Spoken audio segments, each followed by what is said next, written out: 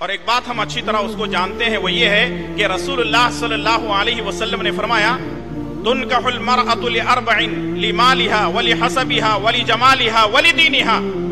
بخاری اور مسلم کی روایت، آپ نے فرمایا کہ 4 خوبیوں کی وجہ سے کسی عورت سے نکاح کیا جاتا ہے۔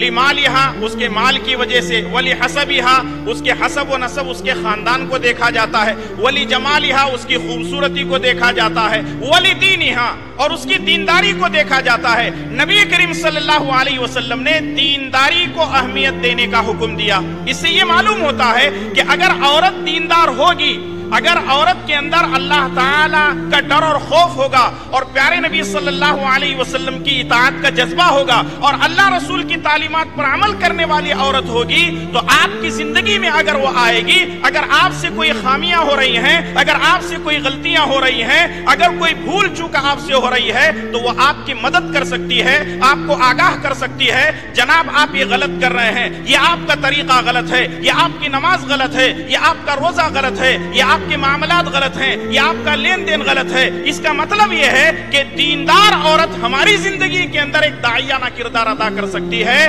جس سے ہمارے گھر کی اصلاح ہو سکتی ہے، جس کے ذریعے سے ہمارے خاندان کی اصلاح ہو سکتی ہے، جس کے ذریعے سے ہمارے معاشرے کی اصلاح میں یہ عورتیں مددگار ثابت ہو سکتی ہیں۔